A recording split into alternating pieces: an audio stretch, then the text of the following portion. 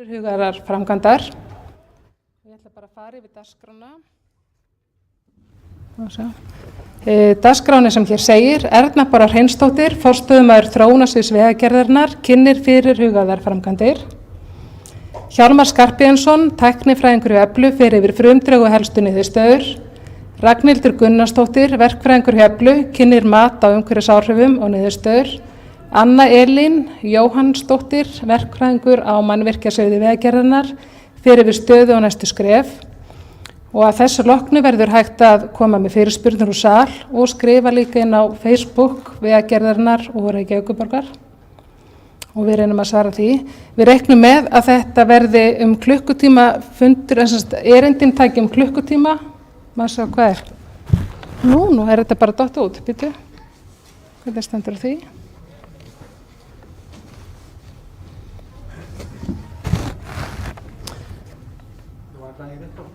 Hvað segirðu?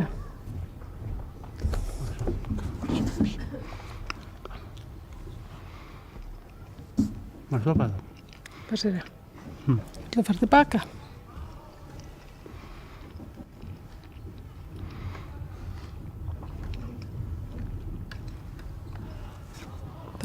Ég fór hér til þess að fara aftur inn í þetta. Nei, byrju, hérna neðst. Það var þetta hérna. Já.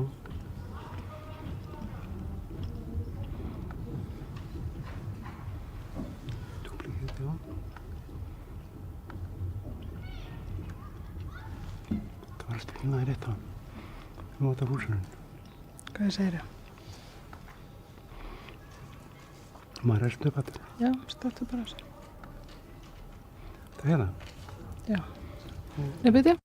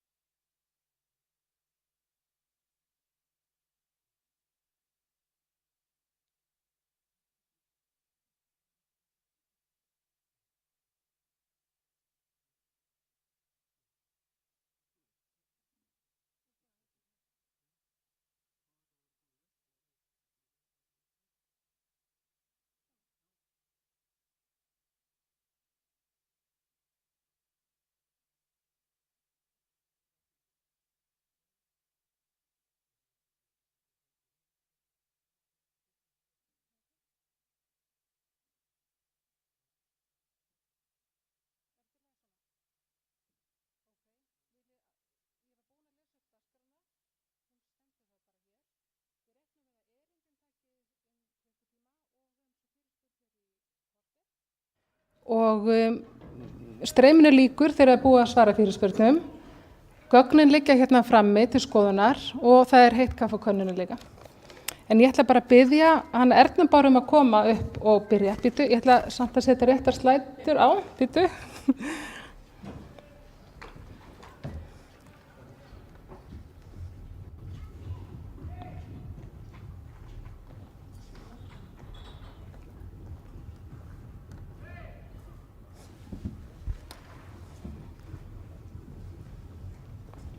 Svona, flottir.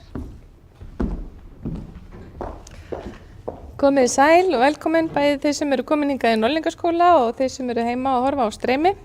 Ég heiti Erna Hreinsdóttir og ég er forstöðumaður skipulagsdeildar.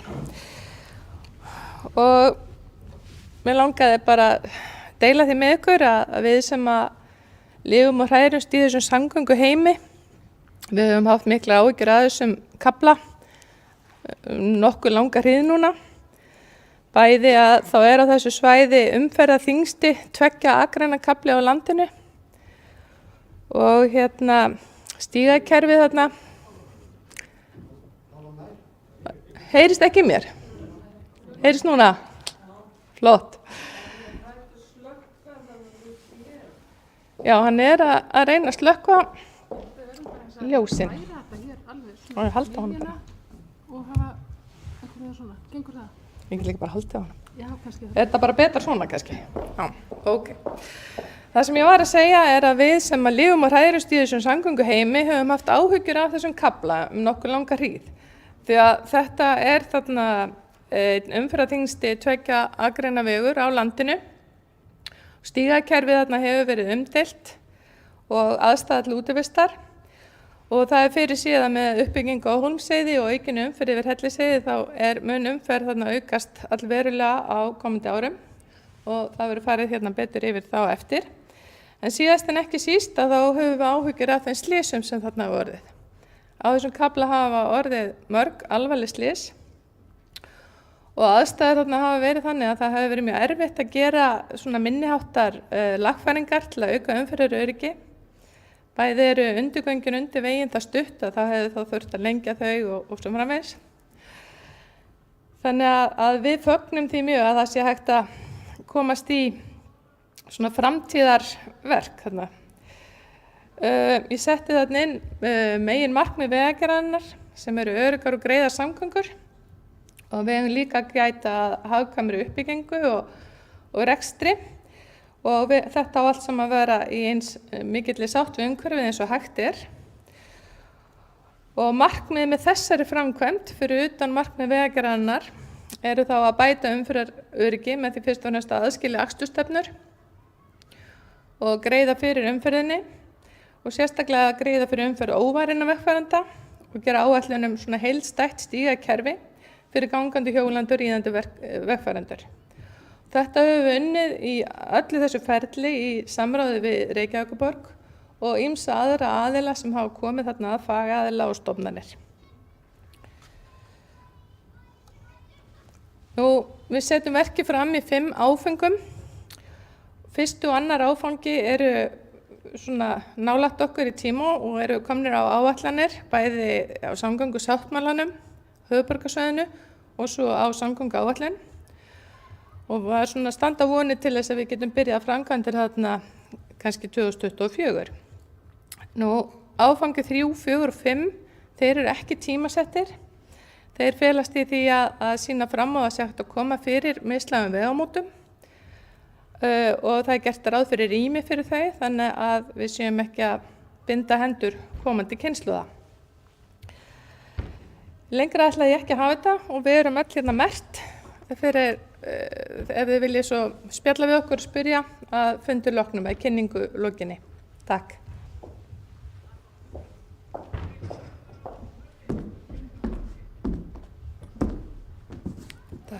Takk fyrir þetta Erna Bára. Ég ætla að finna næstu glærur og vonast tæknin stríða okkur ekki meira hérna.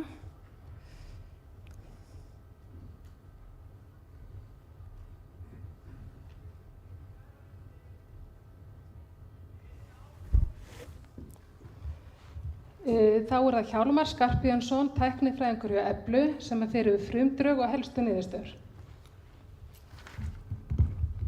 Svo, heyrðu, hér þá bendillinn. Hérna.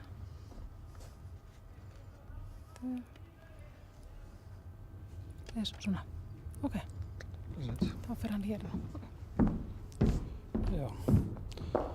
Já, komið sæl. Já, Hjálmar heiti ég, Skarphéðinsson og ég sést veghönnuður og hjá Eflu og hef unnið nokkuð mikið í þessu verkefni.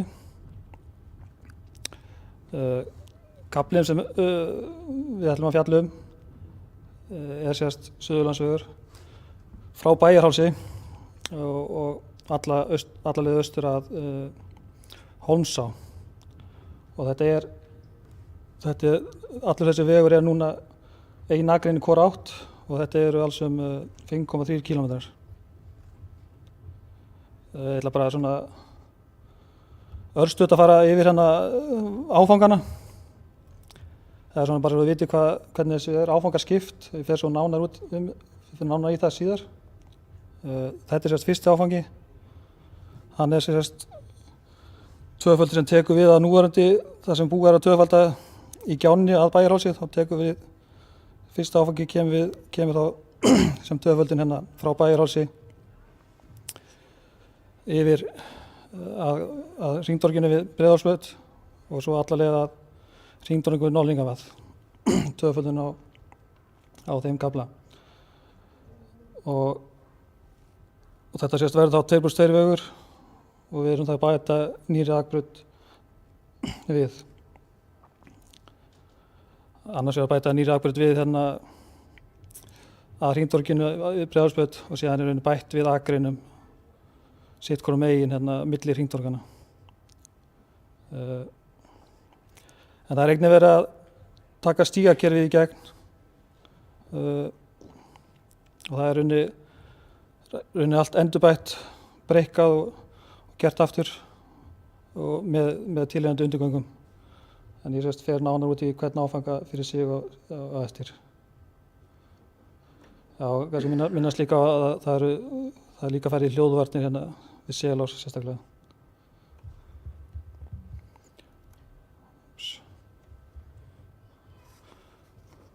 Svo það áfangi 2. Áfangi 2, hann sérst frá hringtorginu við Norðlingavað þar sem áfangi 1 endar og nær sérst austur að Hólmsá. Og hérna verður líka gerður tvöfaldur vegur, sérst bæta nýrri akbraut við. Það var þó sumstaðar þarf að gera báðar akbrautirnar aftur. Gamla heldur sér mun ekki halda sér við það en þetta verður svona í sömu legu nánast.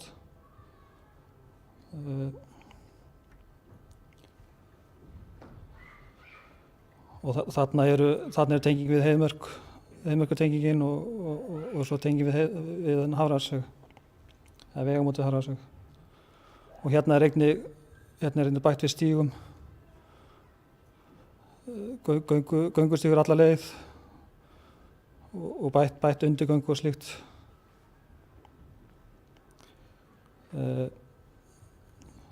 Svo var áfangar 3, 4 og 5. Þetta er svo Erna var að segja, þarna koma síðan mislæg vegamót á stóru vegamót. Áfangi 3 vegamót við Breiðholtsbraut, mislæg vegamót. Áfangi 4 mislæg vegamót við Norðlingavað eða Norðlingaholt og áfangi 5 mislæg vegamót við Hafrarshaug.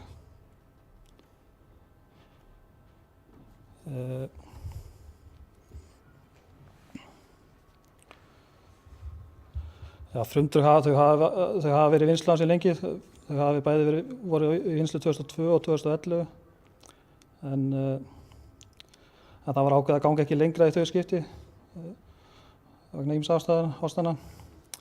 En þessi frumdrögavinna hún hófst 2019 en að loknuðu umhverfismati sem er í gangi núna þá yrði farið í nánari hönnun. Þetta er bara frumdrög en það yrði síðan farið í forhönnun og síðan verkunun ásamt gerð útboðsgagna. þá allt hannað svona nánar. Þannig að þetta svona bara fyrsta stig hönnunar sem við erum að fjalla hér.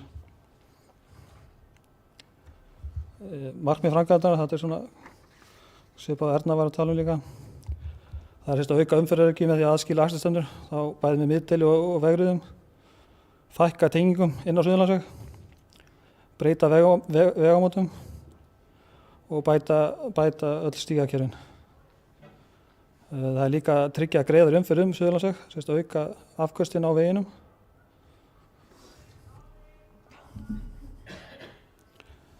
Og þetta lagður verður 2+2 vegur og tengingum fækka frá sem nú er. Það er áfangar 1 og 2. Það er ekkert mislægt í áfanga 1 og 2, það er bara verið að gera veginn 2+2. En í áfanga 3 og 5 verða byggð 3 mislæg vegamót. Og það verða að gera nýjir aðskildir reið, hjóla og göngustígar. Svona lágleiðin allavega. Og allstaðar munu stígar þvera Suðurlandsveg í undirgöngum. Og það er oft í nýjum undirgöngum. En einhver verða lengt. Og þess að áður kom fram, þá verður framkvæmdin skipt í 5 áfanga. Og áætlaðar framkvæmdir áfanga 1 og 2 eða 2. Það er ekki svo sem ljóst hvort er á undan, en þetta verður fyrsta leið 2024.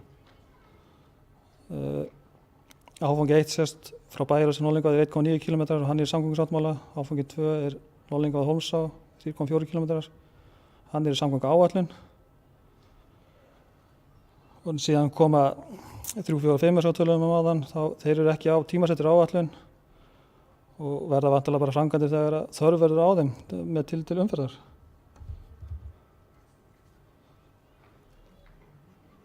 Hérna sjáum við umferðartölunar og umferðarspár.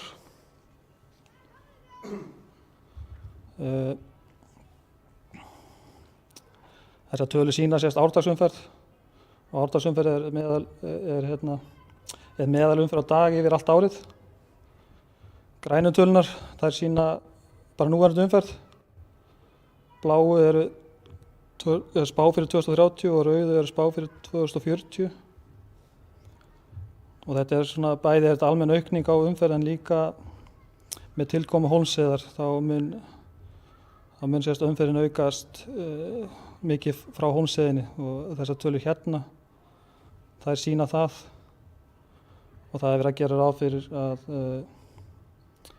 2030 þá verði svona Hólmsheiðin byggð upp til háls og það verði svona fullbyggð 2040. Og hérna sjást þessar umferðartölur sem eru í gangi hérna. Eins og hérna við Hringtorgið. Það var sérst núna 15.500 bílar hérna fram hjá bensinstöðinni að fara upp í 25.000 og Breiðholtsbotninn er líka 15 bílar að fara upp í næstu 30.000 á þessum næstu 20 árum. En þetta er náttúrulega allt bara spár, bara eins og í vanda og hægt er.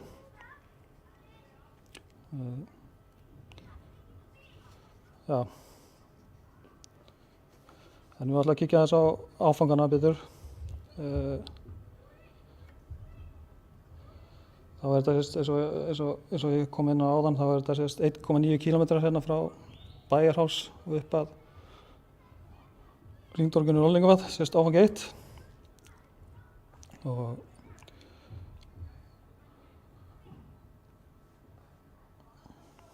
Og þetta er tvöföldun vegar að kemur ný akbraut sem tengist við þennan núverandi akbraut sem er kom núna 2020.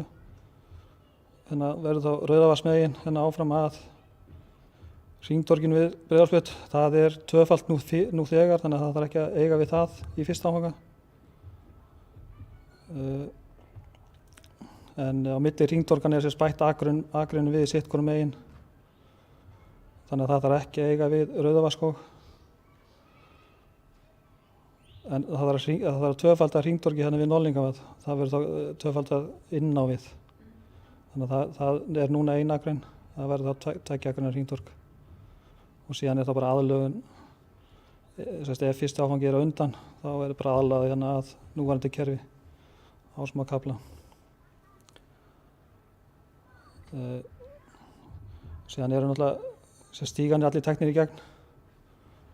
Ég sýnir reyndar betur myndir af þessu hérna eftir smá.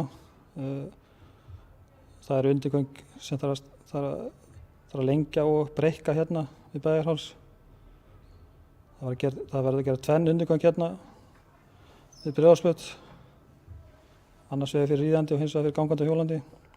Verður aðskilin. Það er allavega tillaga núna, það er svona möguleiki að það verði brú og verði svona einhvern veginn sameiginlegt. Og síðan þarf að lengja undirgöngin hérna við Norðlingavað. Þannig að við förum hérna í alveg nánast í dítil á þessu.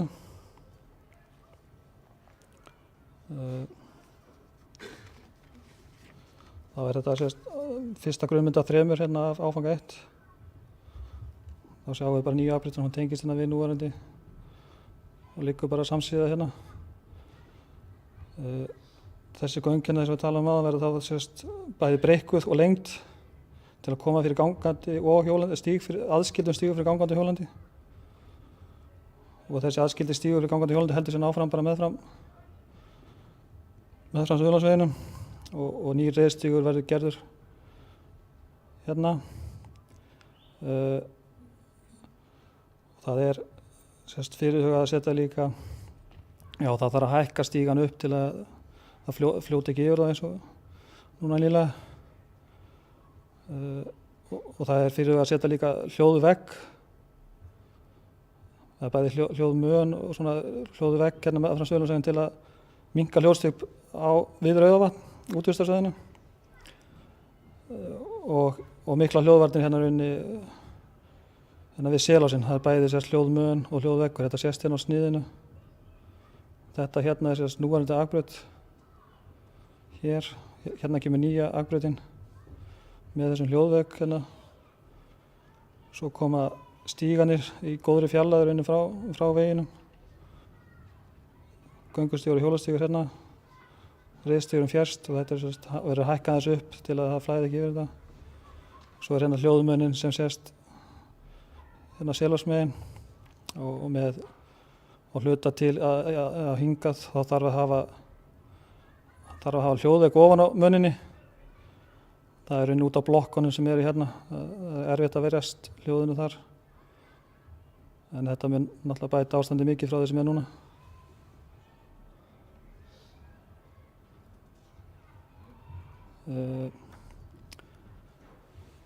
Hérna bara höldum við áfram, hérna er Hringtorgið við Breiðholtsbrautina. Það er bara sama, við erum að tengja þá bara við það, eins og ég sagði áðan, þá þarf ekki að eiga við það sjálft, það er tvöfalt. Það er bara að eiga við aðkomunum að því. Svo erum við líka að sýna hérna rampa sem mögulega gætu komið í fyrsta áfanga. Þetta er svona eiginlega hluti af mislægi vegamótunum, þessi rampar, þannig að þeir nýtast í mislægi vegamótunum ef þeir eru gerðir núna strax í fyrsta áfanga. En það er líka alveg mögulegt að sleppa þeim. Þá er þetta bara svona hefðbundið. Hérna verða gerð ný göng fyrir gangandi og hjólandi í aðskildum stígum og hérna eru reiðgöngin. Og hljóðvarnir, það er sýndar hérna. Það er verið að svona hækkaður upp eftir þörfum. Það er þó hljóðvarnir og það er ekki mikið að hækkaður. Þetta er snið hérna sem sýnir bara sama. Þetta er núverandi akbraut, nýja akbrautin, hljóðvarnir og svo stígarnir hérna. Og það þarf að fylla út í Rauðavatn, ég ætla að sýna það eins næstu mynd. Og þarna erum við að fylla aðeins meira heldur en þarf fyrir fyrsta áfanga. Þá erum við að hugsa að þegar að mislaga komi þá væri möguleiki að koma þið fyrir án þess að fara að eiga aftur við Rauðavatn og stígana. Þá væri þeir bara komnir á endanlegan stað og möguleiki væri að byggja mislaga vegum án þess að bara eiga við strandlengjuna aftur. Þannig að Ragnhildur fjallar nú betur þessa fyllingu og hvað við erum að hugsa hérna með aðgerðir. Síðan er hérna síðasta grunnmyndin af fyrsta áfanga. þá er hérna eins og ég sagði áðan, þá er að bæta akrinu utan á núverandi veg. Það er sérst núna ein akrin hvor átt með vegrið á milli, þannig að við bætum bara einn akrin við hvorum megin. Við breytum reiðstígnum sem er hérna meðfram í göngu- og hjólastíg sameiginlegan. Og það er nánast ekkert farið inn í skóginn. Það þarf aðeins að taka horninu hérna sem sést ekki á þessari mynd. En það er bara örlítið. Það þarf að lengja þessu undirgöng hérna. En hérna þarf ekki til dæmis að eiga við hljóðvarnir. Já, svo er það, ég búið að segja, þá eru hringtorgi hérna, tvöfalda inn á við og síðan tengt bara við núverandi kerfi.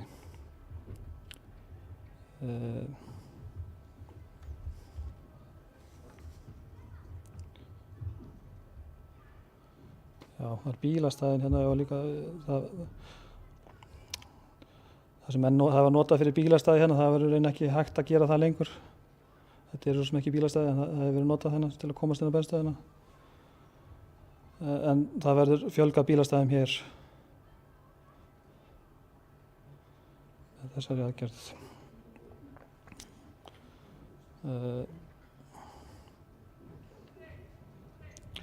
Já, sniðið er hérna er þá rauninni sýnt hvernig akreinar bætast hérna við og stígur hérna.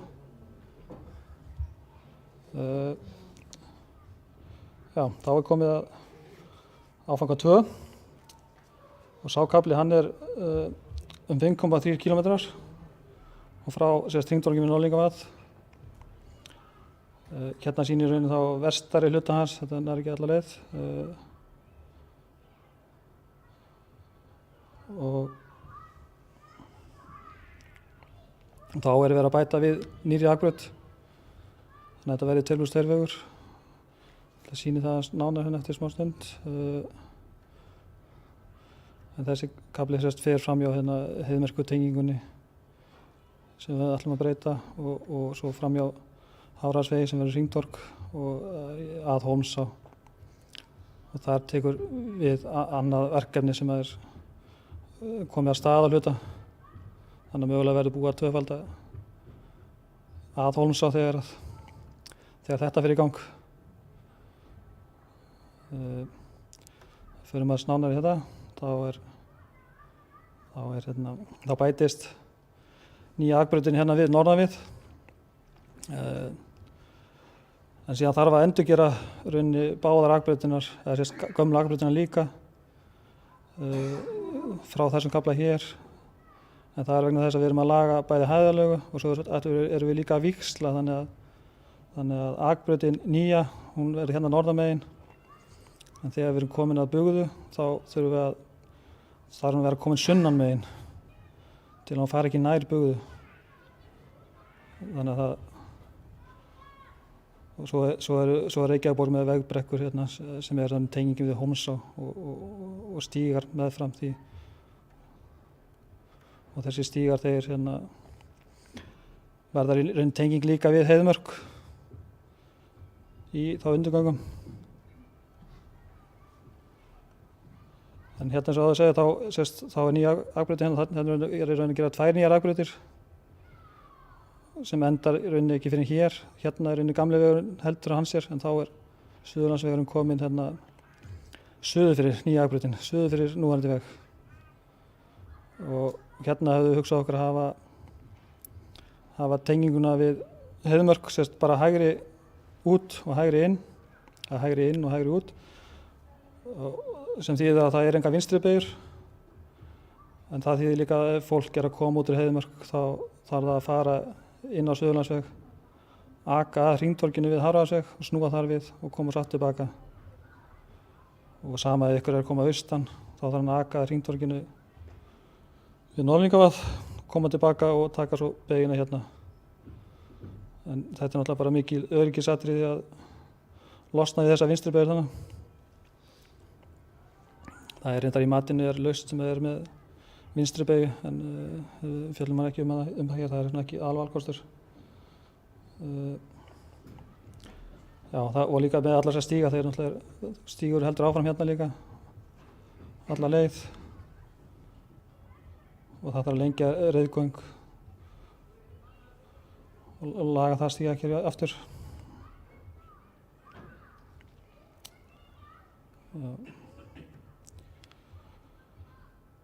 Já, svo heldur Suðurlandsvegur sér óbreyttur hérna hingað, að hérna rauninni seinni brúnni við Bugðu og vegurinn tvöfaldaður hérna sunnanmegin. En síðan erum við að fara að snúa okkur aftur, við ætlum aftur að fara norður fyrir og aftur erum við að laga hæðalöguna aðeins, það endur ekki mikið og þess vegna þarf að gera 2 nýjar akbrautir hérna. Henni liggur núverandi akbraut, þá hérna norðanmegin en er síðan komin henni í miðjuna og verður síðan sunnanmegin hérna við Hafraðarsveg. Við lokum á þessa tengingu hérna og gerum hliðaveg að Hringtorginu. Stígur liggur sjálfsögðu alltaf meðfram hérna. Og hérna eru komin að Hafraðarsveg, þetta er nýtt hringtorg, 2-falt hringtorg. Og hérna, og bara ný tenging við Hafraðarsveg og hérna ný tenging þetta verður þá eina tengingin hérna sunnanmegin. Það mun allir tengjast við torgið. Það verður öllum öðrum tengingum verður lokað hérna við. Og svo hérna, þá er nýja akbrautin komin norðan við og hérna kemur gamli vegurinn, hann heldur sig hérna. Verður síðan áfram tvöfaldað. Já, bara svona örstötu mislægu vegamótin. Þetta er svona aðalvalkosturinn sem tekur svona minnst pláss sem við erum að sýna hérna. Hérna er í rauninni þessi vinstri beygja hérna. Hún fer í rauninni undir Suðurlandsveg og inn á Breiðholtsbraut og meðan þessi vinstri beygja frá Breiðholtsbraut inn á Suðurlandsveg fer yfir og inn á Suðurlandsveg. Þetta er svona mjög svona nett vegamót. Mögulega verður þessi rampar þá rauninni búnir að gera áður og þá þurfum við ekki að eiga við fyllingarnar og stígana eins og við varum að tala um áðan.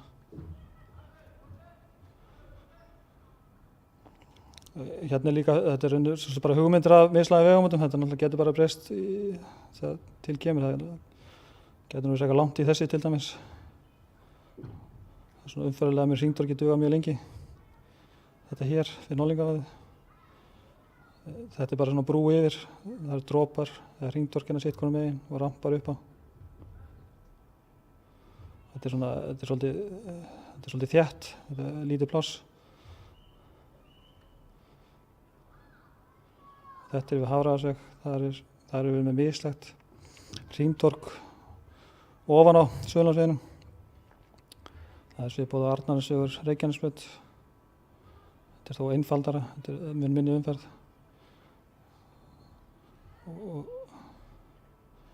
Já, þetta er líka náttúrulega bara hugmynd og aðalvalkostur. En kemur náttúrulega bara ljós síðar þegar þörf verður á. Áætlaður kostnaður, þá erum við bara að tala um fyrsta og annan áfanga. Það er 3 milljarðar fyrsta áfangi og 4,5 annar áfangi. En það er svo sem ekki allt inni fyrir þessum tölum, það getur telja ýmislegt meira til svo fara betur í vatnsverndina, hvað það mun kosta. Og þetta er náttúrulega bara frumdrög, þetta er ekki loka hönnun. Þannig að það vantarlega ýmislegt þetta er komið í ljós. Já, þannig bara þakka fyrir mig, ég ætla að byrja að enda við að sýna hérna. Það getur setjað yfir gang bara. Myndbandið.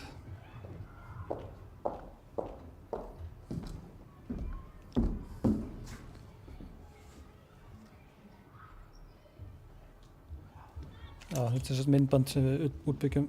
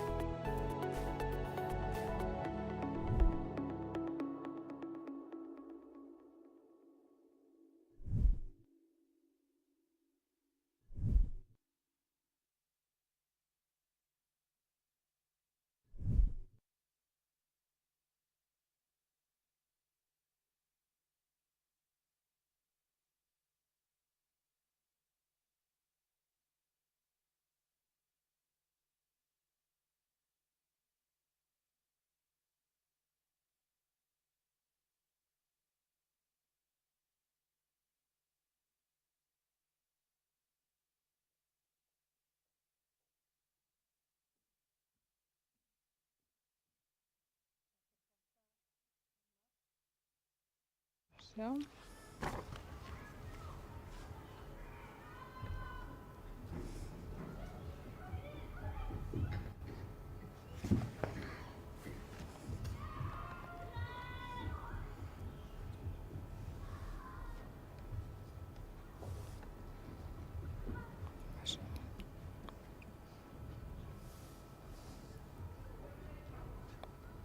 Sjá. Þetta er svona. Ok. Heyrðu, þá ætlar hún Ragnhildur Gunnarsdóttir, verkfræðingur í Eflu, að kynna mat- og umhverfisáhrifum og niðurstöður. Sjá. Akkurum ástæðum er þetta svona, fæ þetta ekki í burtu? Viltu fá þetta hér? Nei, þetta er allt í lagi. Ok. Hér er pennin og viltu fá hann? Nei, takk. Ok. Takk. Já, komið sæl. Ég heit sem Ragnhildur og ég er verkfræðingur hjá Eflu. Og ég ætla að fara yfir, tekur svona kortir 20 mínútur, fara yfir svona helstu niðurstöður umhverfismatsins. Og svo liggja náttúrulega öll gögn hérna frammi, skýrsla og sem er í kynningaferli núna, þannig að það verður hægt að spyrja nánar út í umhverfismati á eftir ef eitthvað er. Aðeins varðandi forsögu umhverfismatsins, vinnan við umhverfismatið hófst í raun og veru upphaflega samhliða vinnu við frumdrögin fyrir 10 árum síðan og var vel á veg komin en var ekki skilað til Skipulagsstofnunar á þeim tíma, það varð ekki af framkvæmdum á þessum tíma. Núna við endurskoðun frumdragana 2019 þá hófst aftur vinna við umhverfismatið og það var hægt að nýta margar af þeim rannsóknum sem voru gerðar eða sérfræðiskýrslur sem voru gerðar á þessum tíma og við erum í raun segja á lokametrum umhverfismatsins þannig að því er áætlað að því ljúki í sumar.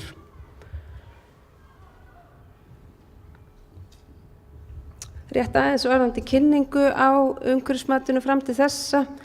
Við erum að vinna umhverfismatið samkvæmt lögum sem voru í gildi áður. Við vorum komið það langt með umhverfismatið við bara þá kosið að klára þetta umhverfismat samkvæmt lögum sem voru í gildi áður varðandi mat- og umhverfisáhrifum.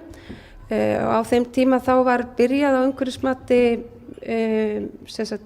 þá voru lögð fram drög að tillögu að matsáætlun sem er raun og veru bara verkáætlun fyrir umhverfismatið og þau voru í kynningu þarna hausti 2019.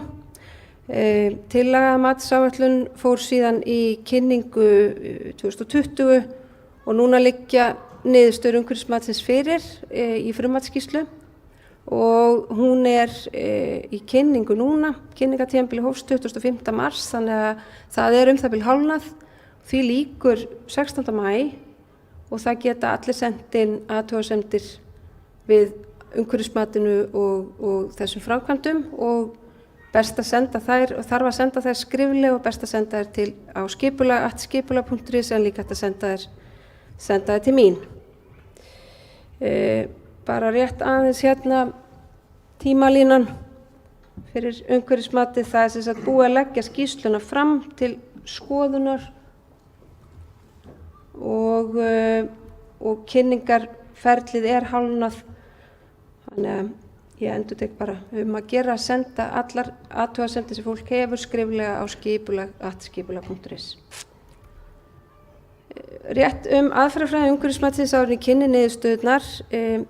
Það sem í raun og veru gert þegar ég fara af stað með svona umhverfismat þá er byrjað á því að skilgreina hvaða þættir það eru fyrir viðkomandi framkvæmd sem geta haft áhrif á umhverfi eða innan framkvæmdasvæðis viðkomandi framkvæmda og þetta geta verið bæði áhrif á framkvæmdatíma og svo aftur á rekstrartíma, í þessu tilfelli rekstrartíma vegarins og það er ekki alltaf sömu áhrifin, geta verið tímabundin áhrif á framkvæmdatíma sem við þá gerum grein fyrir í umhverfismatinu sem að svo í raun og veru eiga ekki endilega við á rekstrartíma mannvirkjana. Svo þarf auðvitað að skilgreina umhverfisþættina og þeir eru bara jafn misjafnir og framkvæmdirnar eru sjálfar. Fer betur yfir það hérna á eftir hvaða umhverfisþættir þetta eru. Það þarf að lýsa grunnástandinu og þarna er mikilvægt að hafa í huga þá erum við að horfa til þess hvernig ástandið bara er í dag. Ekki ástand framkvæmdasvæðisins eins og það var fyrir mannlegt rask, heldur ástandið eins og það er í dag og svo þarf þá auðvitað að meta áhrif framkvæmdana miðað við þessar aðstæður.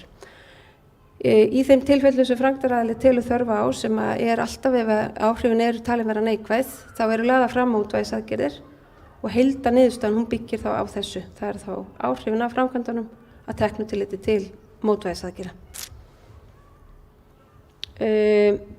Þetta eru þá þeir umhverfisþættir sem lagt var af stað með þarna fyrir 2 árum síðan þegar þetta umhverfismat hófst.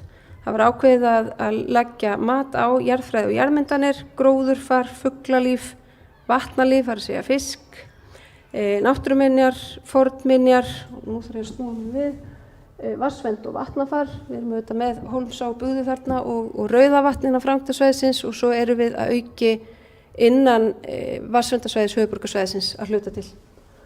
Og svo er það hljóðvist, þá nálægð við byggð, landslag og sjónræni þættir, útivist og svo samgöngur og umferðaröryggi. Heildar niðurstöður umhverfismatsins, þær eru hérna, þið sjáið umhverfisþættina þarna vinstra megin í töflunni og ég bendi sérstaklega á þarna landslag og sjónræna þætti og útivistina. Þar hefur framkvæmdaraðili kosið að leggja mat á í raun og veru annars vegar tvöföldu vegarins og mislæg vegamót, leggja mat á áhrifin af þeim mannvirkjum og svo hins vegar af stígakerfinu. Og þetta kemur til af því að áhrifin eru býsna ólík af þessu tvennu. Nú í fyrsta lagi þá eru áhrifin á landslag og sjónræna þætti og útivist, þau eru talin vera talsvert neikvæð vegna tvöföldunar vegarins og byggingu mislægra vegamóta. Eins og komið inn á hérna áðan þá verið að breyta tengingu, fyrirhugað að breyta tengingu inn í Heiðmörk og þess vegna eru áhrifin á útivist talin vera neikvæð því að ferðatími útivistafólk sem á leið þetta svæði, hann mun lengjast miðað við þennan valkost sem er lagður fram. Nú, svo það þessir þættir hér sem framkvæmdirnar eru taldar hafa óveruleg áhrif á, fer ekkert nánar yfir þá hér. Framkvæmdirnar eru taldar hafa talsvert jákvæð áhrif á vatnalíf. Það er hérna skuggi yfir hjá mér svo ég sé þetta ekki alveg.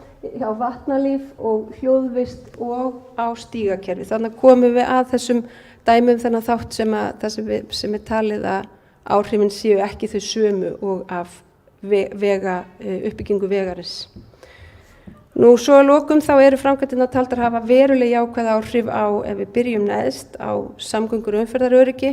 Það er jú meginmarkmið framkvæmdanna og eins er stígakerfið talin hafa verulega jákvæð áhrif á útivistarmöguleika. Það er verið að aðskilja stíga, auka öryggi allra vegfarenda og að lokum á vatnsvernd og vatnafar. Fer nánar yfir þetta hérna rétt og eftir.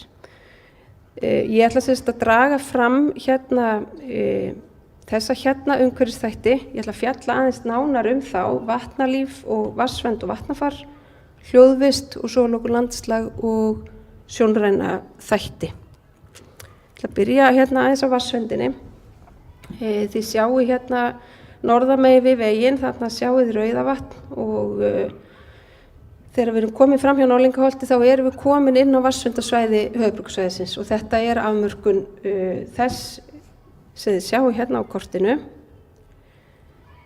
Það sem á að gera á sviði vatnsverndarinnar, það á að vinna áhættumat vegna vatnsverndarinnar og niðurstöðurnar úr svoleiðis mati þær munu skila sér inn í útboðsgögn verktaka og þannig geta þessar niðurstöður skila sér alla leið inn í framkvæmdirnar. Þannig erum við að tala hluti eins og til dæmis hvers konar vinnuvélar verða notaðar, hvar eiga olíuskipti að fara fram og svo framvegis. Það er líka mikilvægt að nefna hérna að það er mjög mikilvæg og hérna stór mótvægisaðgerð fyrir vatnsverndina að það er verið að auka þarna umferðaröryggi og hluti af því er til dæmis að nota sérstök vegrið til að varna því að bílar geti lent utan vegar til að mynda þegar farið yfir ána. Þannig að þetta er mikilvægur þáttur fyrir vatnsverndina. Svo annað atriði, svo Hjálmar kom inn á hérna áðan, vegurinn alltaf breikkaður í áttina frá ánni. Þannig að það alltaf haft að leiðarljósi.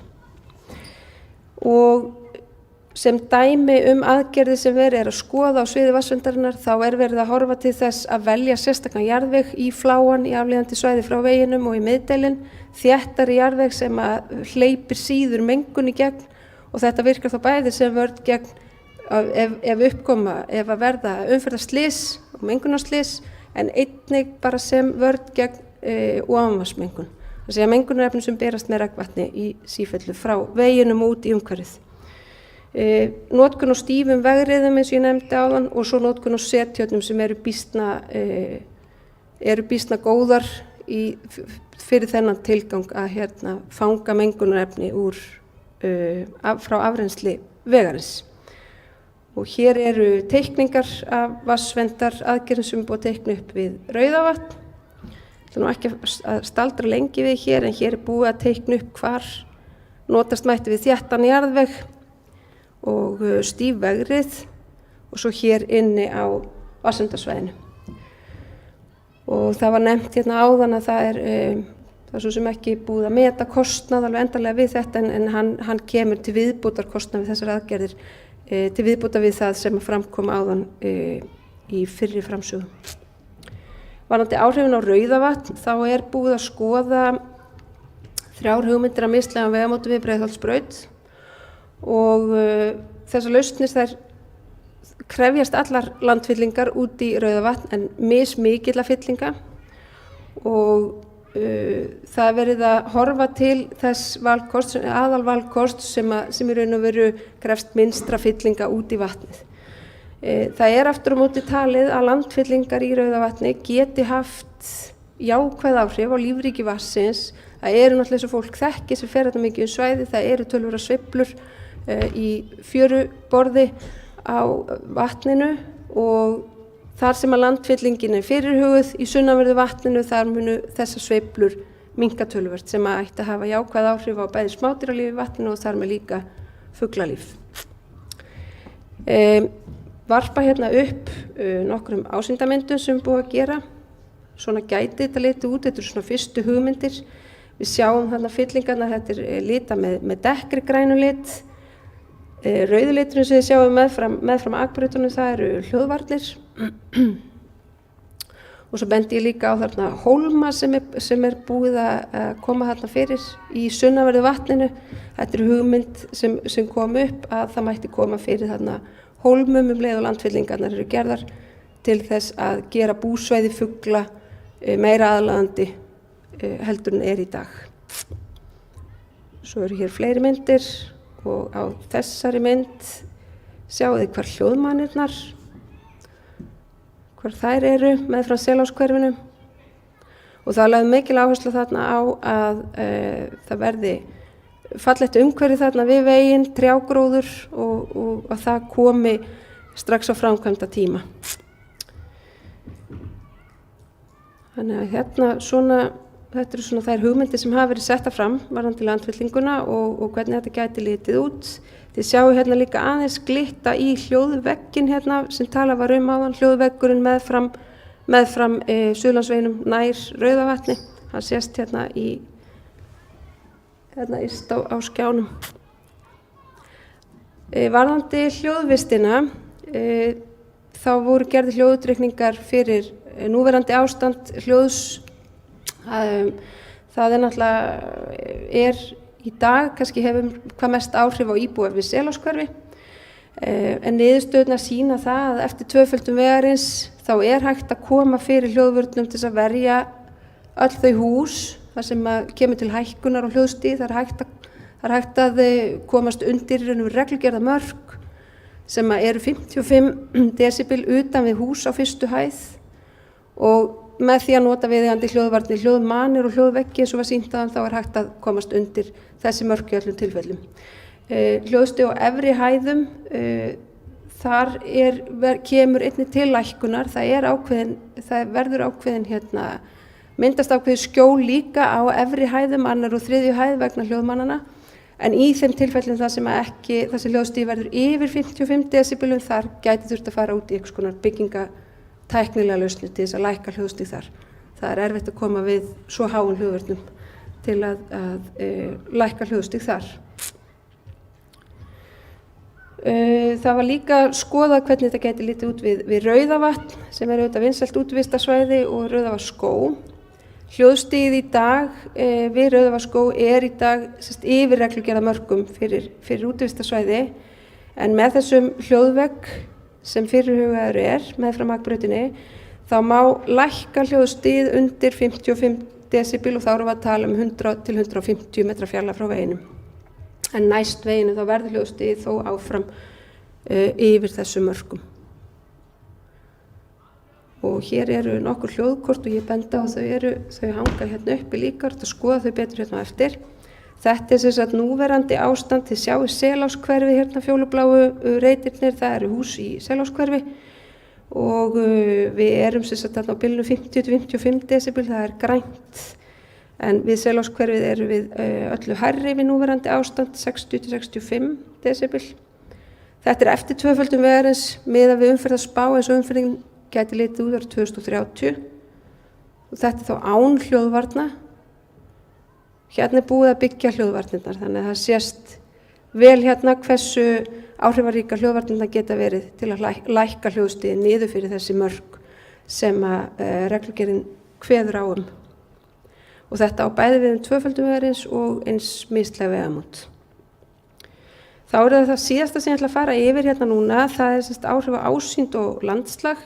Þetta var metið bara með þeim hætti að það var í samvinnu við Skipulagsstofnun. Það voru valdir ákveðnir staðir, þaðan sem voru teknar myndir til þess að geta metið áhrif á ásýnd bæði þá akandi vegfarenda á leiðum veginn, hvaða áhrif hefur það að tvöfalda veginn og ásýnd íbúa í Seláskverfi og Norðlingaholti og svo frá útivistarsvæðum, þar að segja frá Rauðavatni og frá Rauðhólum líka.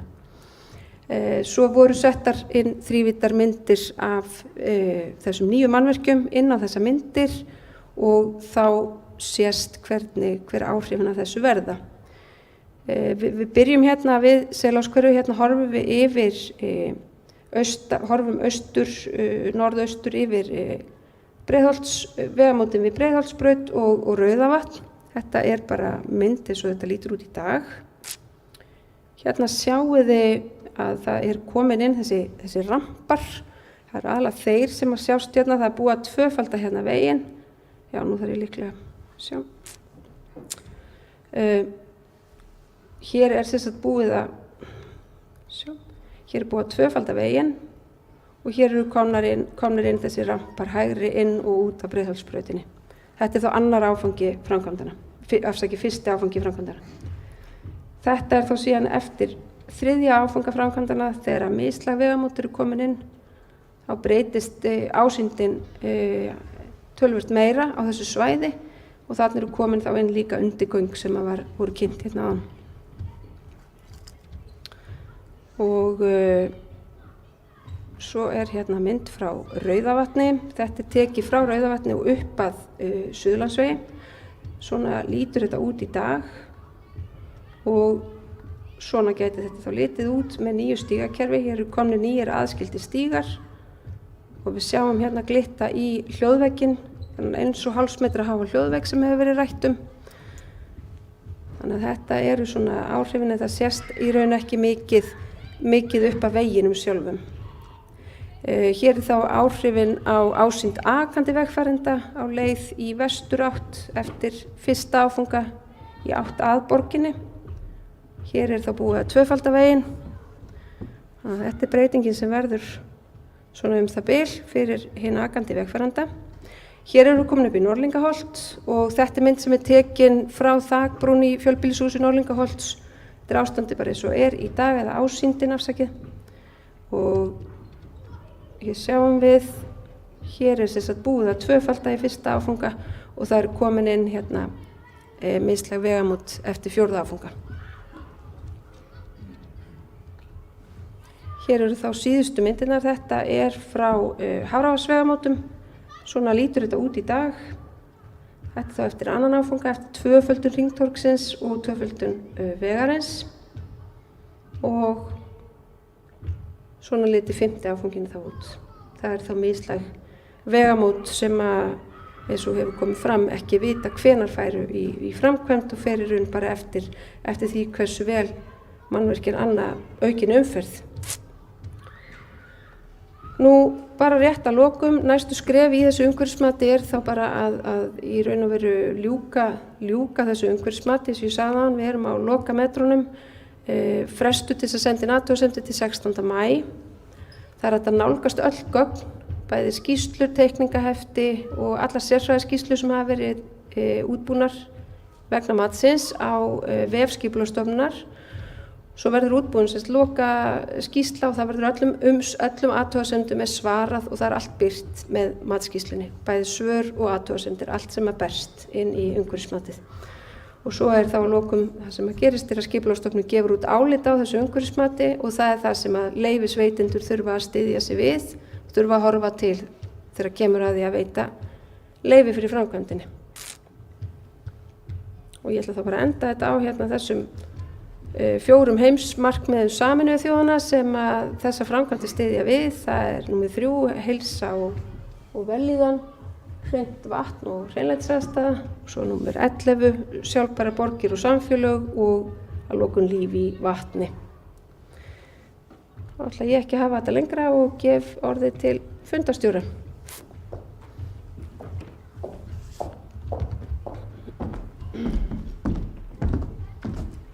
Takk kærlega fyrir þetta, Ragnhildur.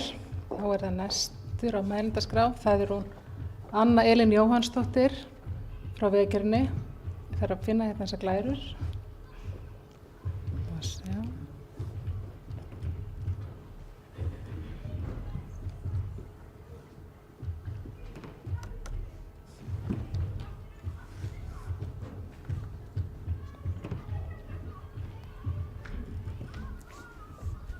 Svona, gjör svo vel.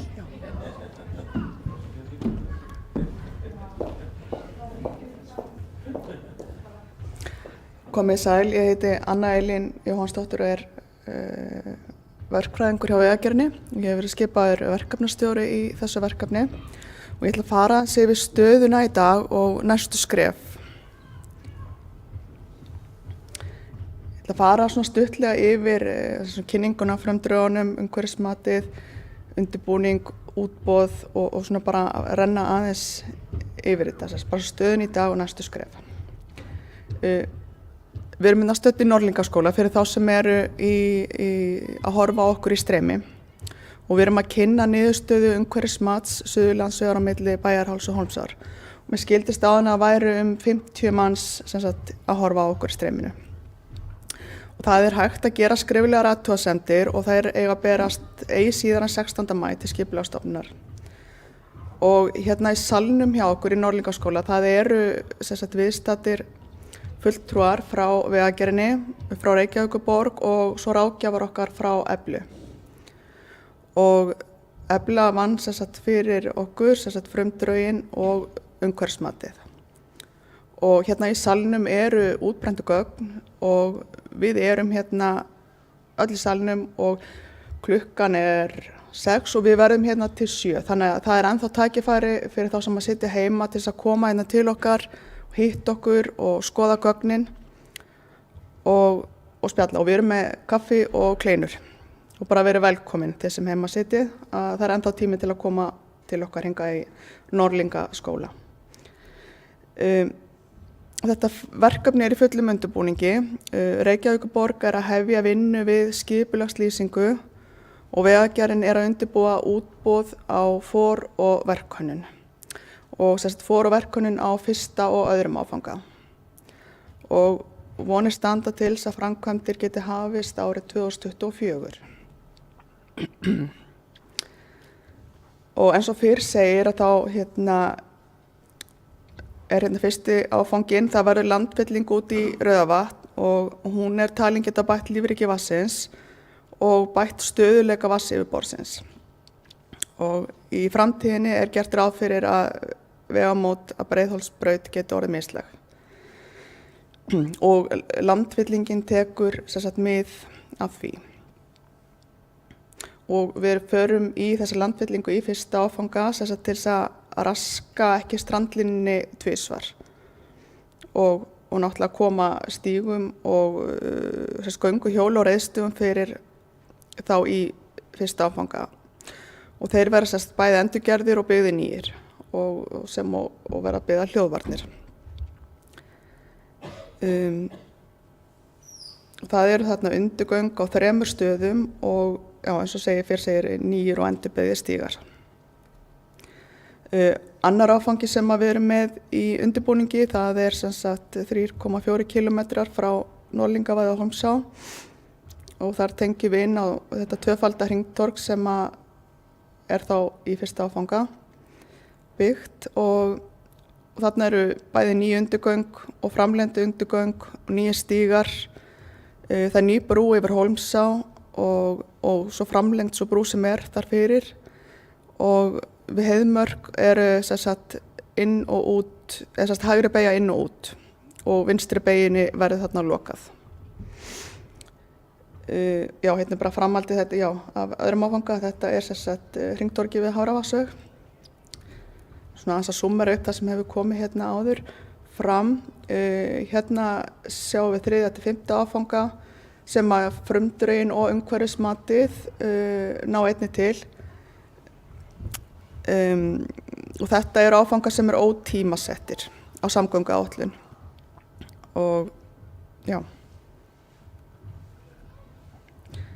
tímalínan núna í ár, umhverfismatið er að klárast og við erum að undirbúa hönnunarútboð og skipulagsvinna er að hefjast. Á næsta ári 2023 þá verðum við bara að vinna á fullu í undirbúningi við hönnun og svo vonustu til þess að framkvæmdir hefjist árið 2024. En nú er þessu bara lokið hérna hjá okkur og bara gefa orðið til fundarstjóra. Takk fyrir. Takk fyrir þetta, Anna Elín. Núna verður hægt að vera með fyrirspurnir úr sal og svo þeir sem eru á Facebook að fylgjast með, að þeir geta skrifað bara í athugasemdir undir streymið og við fylgjumst með því. Heyriði mér? Ok. Ég ætla Ég er ekki Það er bara að byrja disko hérna líka. Jæja. Já, ok. Það er bara fyrir þessu. Við erum ekki ein hérna. Það er hérna þil á milli, því sem eru heima í streymi, að það er bara ball og búin að vera körfuboltaleikur í gangi held ég. Það er fullt af börnum hérna, það er bara gaman að því. En mér langar að biðja þá sem að eru með fyrirspurnir að koma upp og kynna sig og ég er að hugsa viljið þið sem að eru að svara, koma öll upp að því við þurfum allavega að svara hér í þessa mikrofóna hérna. Viljið þið koma kannski bara upp og svo þeir sem að hafa spurningar koma og kynna sig og bera upp erindi.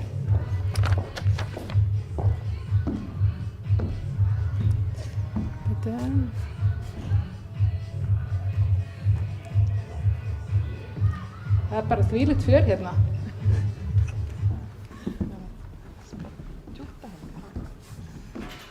Ok, þú varst með spurningu. Þú ekki bara koma upp og spyrja. Á ég kynna hérna? Nei. Þú kynna ykkur það bara þegar komið í hérna. Svona. Það er ekki að halda á mikrofónum. Jú, ég held að þessi er bara best. Svona. Sælir góður allar. Ég heiti Örn Guðmundssonar húsasmiður. Ég á nú heima hérna í nágrenninu og hef nú fylgst með þessum málum hérna. Ég framvætti þessi vegagerð hérna sem er áætluð og búið að gera hérna upp yfir til okkar. En sagan er nú þannig að við Íslandingar hefum þurft að búa við það í áratugi að hérna grunngreinar samfélagsins hafi verið svo hrikalega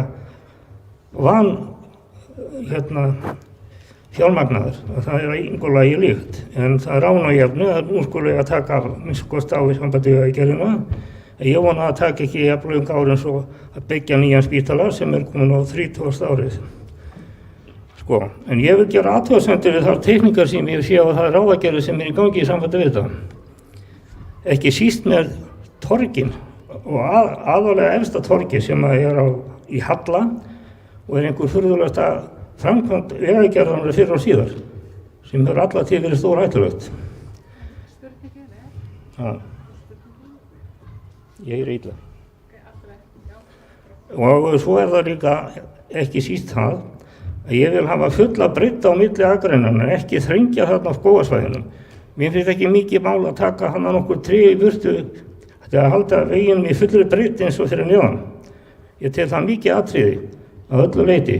Ég hef velt fyrir mig til dæmis öxlum sem þurfa að vera góðar á þessu svæði og milli akreina þannig er til dæmis mjög góð gagnvart keyrslu í myrkri. Það allt annað að keyra og bíla með breytt á milli þegar svona mikil umferðar. Fleira mættum fara í gegnum í sambandi við það, en ég átti að vona því að það yrði mislæg gatnum og tekin inn í þetta strax, ekki nótu hringtorn áfram. Og á Mosfellssveitarveginum var þetta bráðabera framkvæmd að setja sér þorg, það sögðu það mig hjá vegagerðinni, en það er 20 ár síðan. Og þau verða svona alla tíð, jæja, en takk fyrir.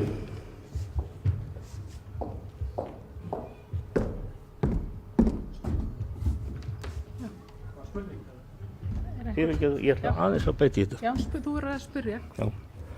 Það var eitt í sambandi við trén sem ég ætlaði að nefna. Mér finnst ekki mikið mál að taka trén þó ég sé hlynntur gróður og öllu því.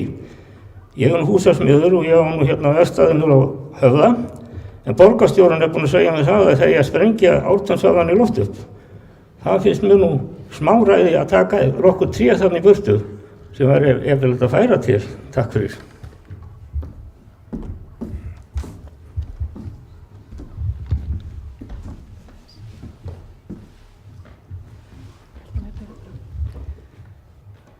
Varðandi mislæga vegamót og hringtorg, þá er þetta það sem við höfum fengið fjárveitingu fyrir að þessu sinni.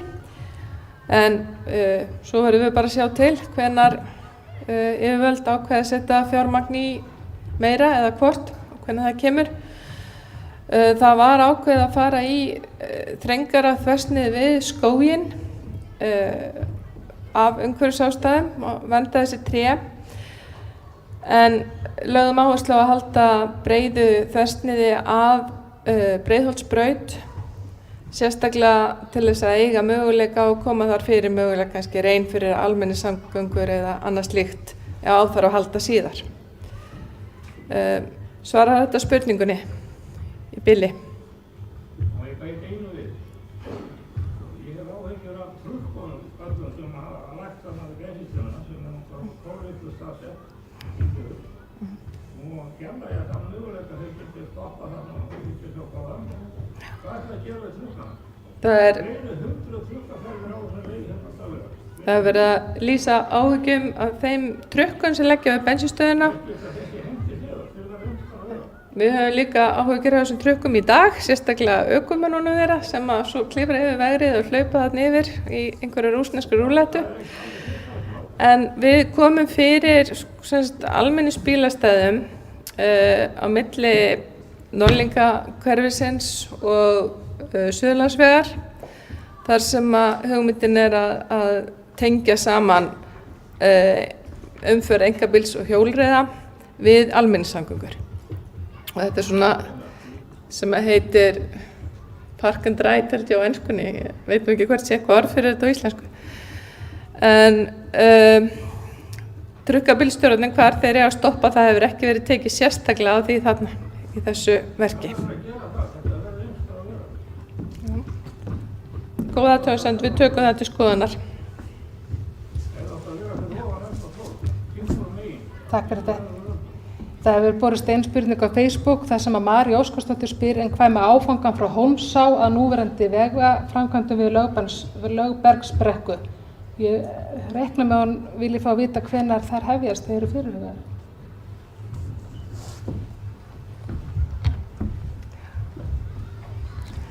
Það er reyndar ekki það verk sem við erum að kynna hér í dag, en það er á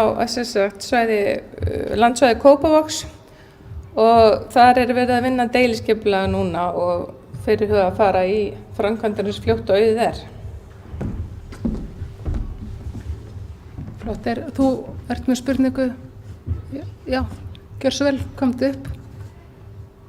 Já, ég ætla að biðja að kynna þig og ég ætla að biðja ykkur að spyrja beint.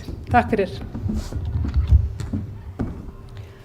Já, ég heiti Auður Önnu Magnúsdóttir, ég íbúi hérna í Norðlingaholti og sonur minn ábyrgur fyrir látunum hérna, hann var hérna á handboltaæfingu áðan. Ég má víst ekki segja sögur, þannig ég ætla að hætta núna. Ég með nokkuð margar spurningar, mér langar samt að byrja á því að þakka Vegagerðinni fyrir þennan frábæra fund og fyrir að hlífa trjánum í Rauðavatnsskógi. Þau eru fá og hérna, þau eru okkur sérstaklega mikilvæg hérna á Íslandi, við eigum svo fá tré. Það var aðeins minnst á hérna almenningssamgöngur.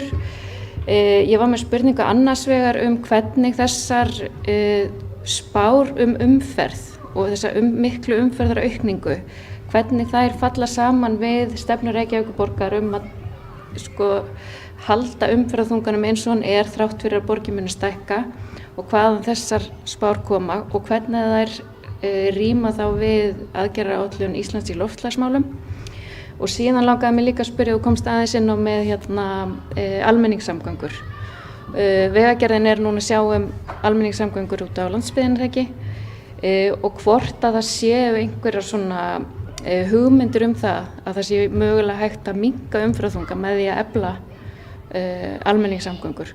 Já, og svo langar mig líka að þakka fyrir það að þetta sé fyrst hringtorg og ekki fari beint í þessi risastóru mislægu gatnamót. Þannig að ég ætla að vera ósammála hérna félaga mínum og nágranna.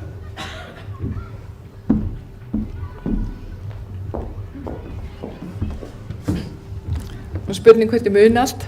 Varðandi strætó samgöngur og sem sagt við höfum átt samráðsfundi með strætó og höfum reynt að fella þessa framtíðarsýn hérna að þeirra framtíðarsýn. Varðandi umferðina og umferðarspána þá hefur það sýnt sig að breyttar ferðavenjur að þeirra gætir minnst á jöðrum höfuðborgarsvæðisins. Þannig að umferðin þarna vex töluvert miðað við til dæmis að sem hún að gera bara lengra inn í Reykjavíkurborg. Almenningssamgöngur á landsbyggðinni eru okkar, já, hjá Vegagerðinni og við höfum fullan hug á að efla þær eins og við getum og erum í samvinnu við þá deild hjá Vegagerðinni sem að stýri þeim þætti. Var það eitthvað meira, ég að gleyma? Hvaðan þessar spár koma þessa gríðarlegu? Er það Vegagerðinni? Þetta umferðarlíkan höfuðborgarsvæðisins sem vilt þú svara því? Sem partur af þessari samvinnu núna, sveitarfélag á höfuðborgarsvæðinu og Vegagerðarinnar. Og svo kemur inn í þetta líka spá Vegagerðarinnar fyrir umferð á þjóðvegum sem byggir á föstum teljurum allt land.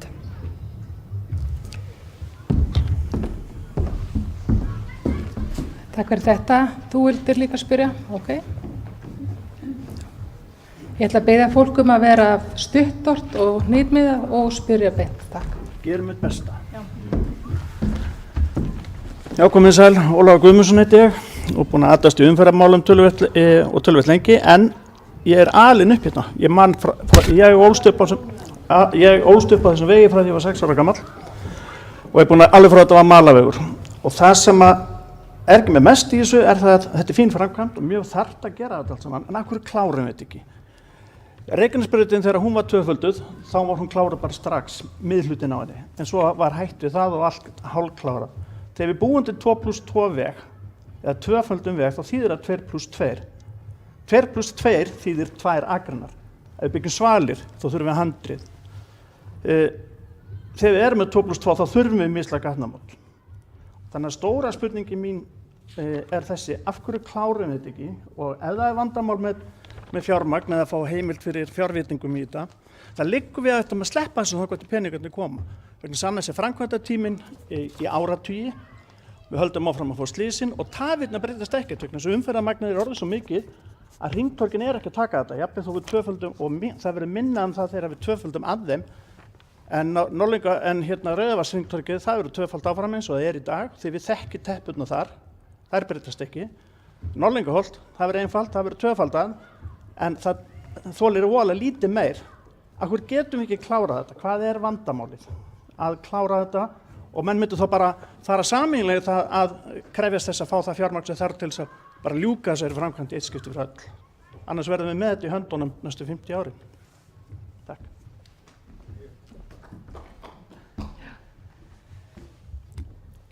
Ólafur sagði eiginlega svarið í spurningunni að ég verði að vísa þessu til föðurhúsanna, til fjárveitingavaldsins og vilja stjórnvalda í hvernig á forgangsraða fjármagni. Er það einu vandamálið? Það er bara það að fá peningarnir, að skipulagslega séð og annað slíkt, þá væri hægt að framkvæma þetta ef að fjármagnin er bara þú segir það. Það er náttúrulega alltaf þannig. Við getum framkvæmt ef að fjármagnið er fyrir hendi og vilji til dæmis sveitarfélaga og leyfisveitanda. En við þurfum að forgangsraða því fjármagni sem við höfum á eins skynsamlegan hátt og kostur er og við teljum aðalatriði þessari framkvæmd vera að tryggja umferðaröryggi og við teljum að við náum því með þessari framkvæmd með fyrstu og öðrum áfanga og umferðarspárnar sem við höfum skoðað sérstaklega fyrir þessa áfanga sýna okkur það að það eru aðrir þættir sem eru mikilvægari að koma að áður en við förum í þessi þrenn mislægu vegamót. Þannig að teppurnar verða kannski annar staðar. Það er bara annar staðar á þjóðvegakerfinu sem að það gæti orðið tafir. En ég ítreka það, ef það er vilji yfirvalda og sveitarfélaga að fara strax í mislægu vegamót og þá er það hægt.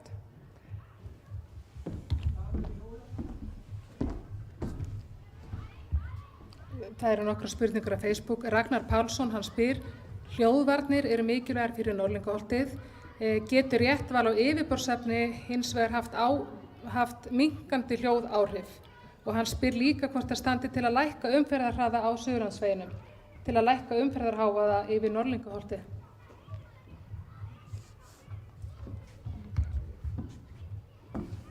Já. Réttval á yfirborðsefni, hvort þetta er að lækka umferðarhraða? Já, yfirborðsefni á veginum væntanlega. Það er bara aldrei komið til tals.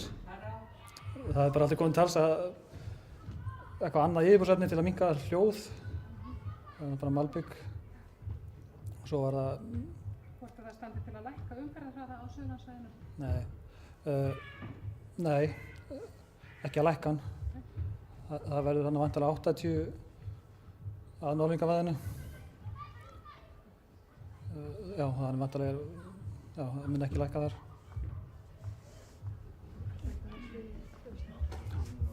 Ég get kannski bætt aðeins, ég get bætt fyrirgefið.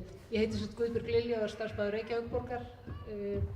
Varðandi hljóðvistina og yfirborðsefni, þá bara get ég bætt við að það eru til mismunandi yfirborðsefni, malbygg, mismunandi gerðum sem hafa mismikil áhrif á hljóðvist en síðast ég vissi þá voru skoðanir á því þannig að það er beitt í að hafa svolítið holrýmd í malbygginu þannig að hljóðið berst ekki eins mikið í burtu en það sem gerist með tímanum er að þessi holrými fyllast af sandi eða slíku.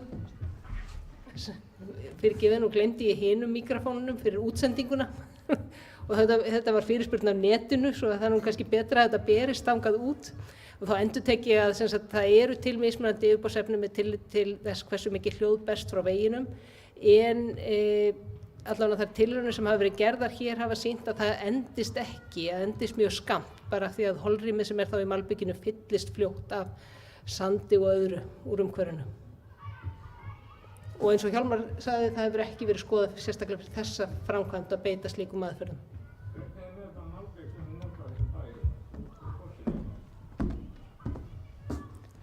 Það var ein spurning viðbót. Já, ok. Þú koma fyrst.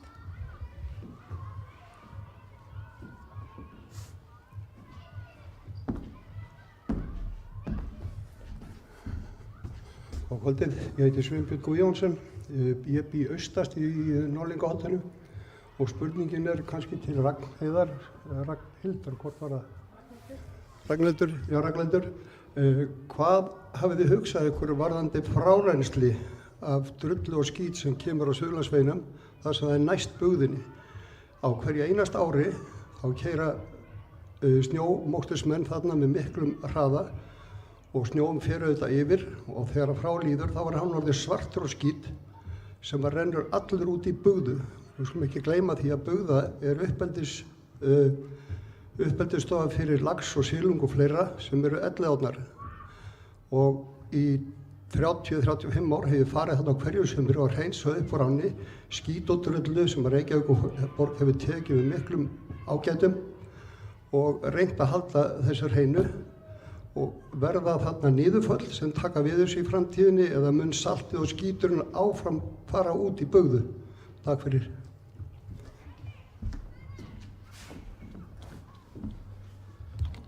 Já, ég ætla að reyna að svara þessu. Það er hluta sem vatnsverndar aðgerðum sem er verið að skipuleggja núna eða meta og það er eitt af því sem kemur til greina er einmitt að setja niðurföll. Það er bæðið á þétta fláan þannig að þegar yfirborðsvatnið það fari ekki ofan í jarðveginn og þaðan út í ána mögulega. En líka að setja þá reyni kantsteina og niðurföll þar sem þess verður talið þörf á og þannig verður það leitt og hreinsað áður en það fer út í bugðu aftur. Og líka, þá er líka þar verið að hugsa mengunarslys að það sé hægt að taka á þeim þannig að það sé einhver staður þar sem hægt er að ná í mengunina. Já, þannig að á þetta, þú svarar þessu náðan sjálfur með niðurföllin.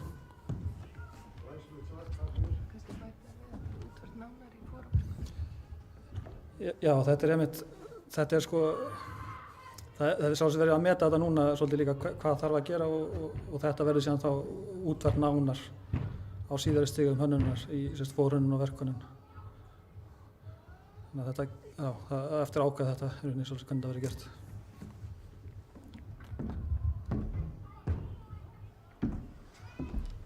Það var að tegjast úr fundurum og ég sé það eru 2 allan viðbót sem hafa spurningar. Ég held að við látum það bara þá gott heita.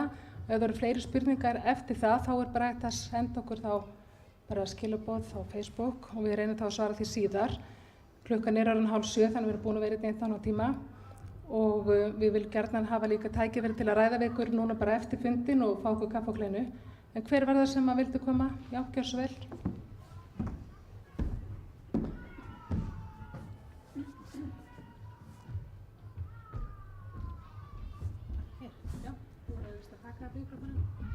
Sæl, Rósa heiti ég og bý í Viðarási sem er þarna næstu því rautt á þessu fallega korti sem þeir eru með.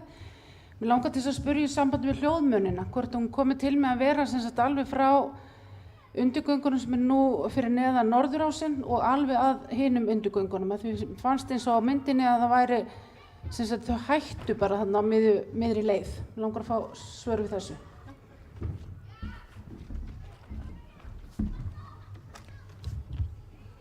Já, þau verða sérst alveg á milli undirgangana en það verður sérst veggur ofan á þeim að hluta, það endar þarna áður en kemur að Viðarásnum og einu parti verður sérst veggur út af veitumannvirki, hljóðveggur, þar sem ekki hægt að koma fyrir mön. En mönin á að liggja alveg, eða hljóðvarnin alveg liggja alveg á milli undirgangana.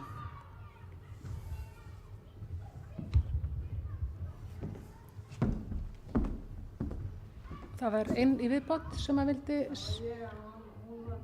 Nú var með það sama, ok. Heyri, þá ætlum ég bara að enda á einni hérna frá Ólafi S. Andresinni á Facebook. Hann spyr hvers vegna á að færa reiðveginn að vatninu. Hann fer þá tvívegis yfir göng og hjólastíga. Heyrðu þetta? Já, Ólafur S. Andresson á Facebook spyr hvers vegna á að færa reiðveginn að vatninu. Hann fer þá tvívegis yfir göng og hjólastíga. Já, er þetta rétt?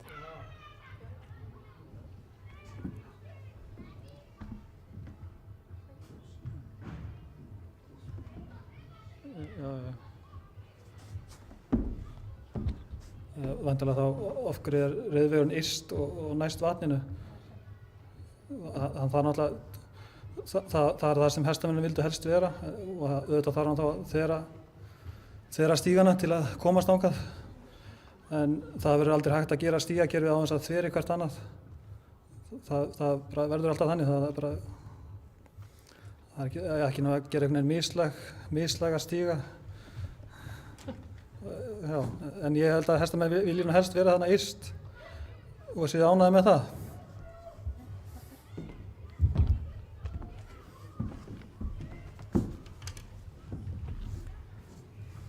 Ég held að þetta sé það bara komið í bili. Mér langar að bara minna ykkur á að fresti til að gera athugasemdir vegna umhverfismatsins. Það er að berast ekki síðar en 16. maí til Skipulagsstofnunar með tölvupósti á skipulag.skipulag.is. Það er hægt að kynna sér þetta allt saman nánar á vef Skipulagsstofnunar og Vegagerðarinnar.